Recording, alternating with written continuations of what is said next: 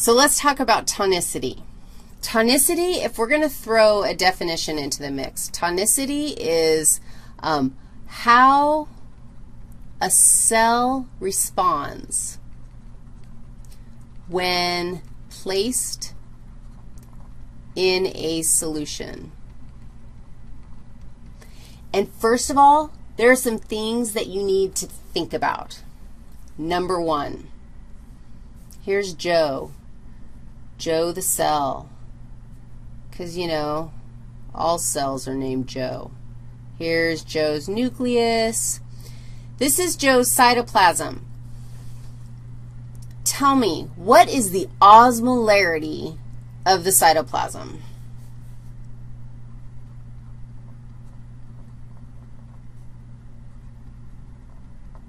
What is osmolarity again? It's concentration. It's just the concentration, and I can't actually remember if I told you this or not, but it's just the number of particles, the moles of particles in a solution, the number of liters. Did I tell you what molarity was? Because molarity was the moles of molecules. Osmolarity is the moles of particles, and I'll explain that in a second. The cytoplasm in your cell is not pure water, right? I mean, of course it isn't. It's like salty. There's sodium. There's potassium. There's proteins all over the place. There's chloride ions. There's all sorts of crap in the cytoplasm of your cell. It does not have an osmolarity of 0. In fact, it has an osmolarity of about 280 milliosmoles. You can commit that to your memory. You could also say 0.28 osmoles. Instead, I mean, either way is fine. I like milliosmoles because we tend to talk about things. I mean, 280 is an easier number to kind of throw around than 0.28. And we have ranges in physiology land, different places like your kidneys. We have a range from like 100 milliosmoles down to 1,200 milliosmoles. Most places in your body stay at about 280 milliosmoles. And if you think about that, if a cell's cytoplasm has that concentration, you would expect the extracellular fluid to have that concentration. Because if it didn't, osmosis would happen, right? And we eventually are going to reach osmotic equilibrium, right? And so the concentrations would eventually change, which is what happens when you are dehydrated or you haven't, or you are overly hydrated, like you change the concentration of your fluids. Okay.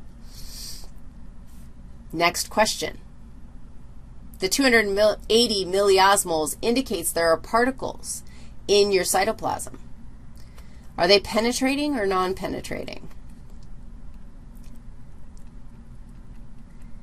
There has to be particles, right? Because the particles are the only way that we can have concentration, right? Because otherwise we'd have a concentration of 0. So there got to be 280 milliosmoles of particles inside there. Yes, there are. Are they penetrating? The answer is no.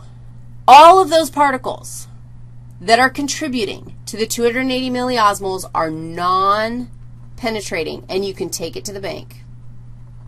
That says penetrating. No, no penetrating. If they could penetrate the cell membrane, they would, and they'd get out, and they don't because they're non-penetrating. Does that work for you? So you can always assume that a cell has a concentration. It has stuff going on in there. Now, I'm going to give you a couple scenarios here. I've got 3 beakers going on. And I'm going to tell you, and it's going to get more complicated than this, but of course it is. But I'm going to tell you that this situation has a concentration of 280 milliosmoles. And I'm also going to tell you that these particles, whoa, that was a whoa. Those are crazy particles. They're getting crazy. I'm going to tell you that these guys are non-penetrating. What would happen if they were penetrating? No, I mean, I haven't done anything yet. I'm going to drop the cell in. I wish that I could just draw that cell in there, but just imagine it, that I just dropped that cell in there. It has a concentration in its cytoplasm of 280 milliosmoles. I dropped it in to a beaker with a concentration of 280 milliosmoles of non-penetrating particles. Are they the same particles that are in the cell itself? No, doggies. Green particles, red particles, not the same.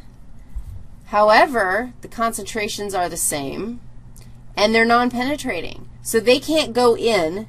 They would want to. If they could go in, half of them would go into that cell so that they were in equilibrium. If they could, half of these green particles would come out. Like they would totally reach equilibrium in their own concentrations. In fact, this is a great analogy. Particles are like teenagers. They only care about themselves. This set of particles is not going to care about the particles in here. They, like, whatever, who cares? Nobody cares about those. They're only going to care about particles that are like them. They're going to reach equilibrium if diffusion is happening. Does that work? But if we drop in this cell into these non-penetrating particles, what's going to happen? Is water going to move?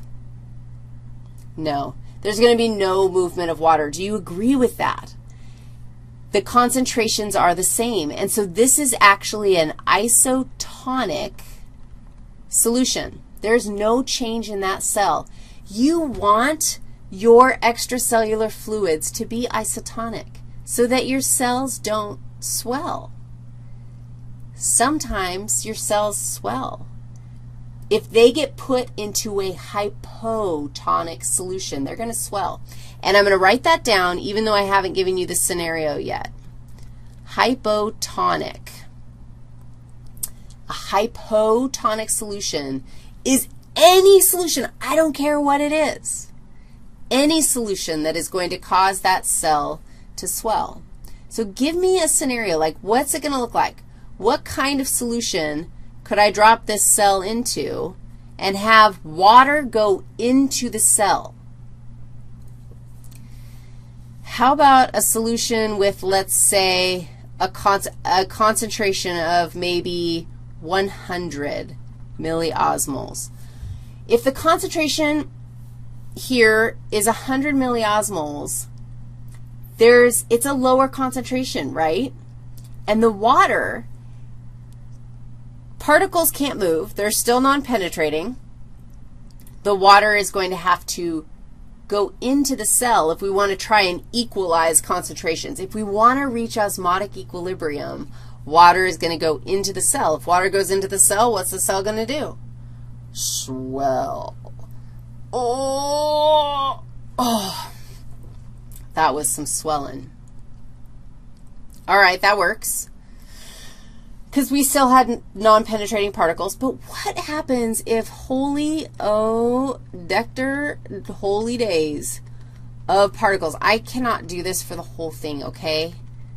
Because, well, I could, but do you really want to sit and watch me do this all day long? I feel like this lecture has been 8 billion years long, but you're happy that it's long because these concepts, particularly the osmosis one, are tricky. And aren't you glad that I am filling this in?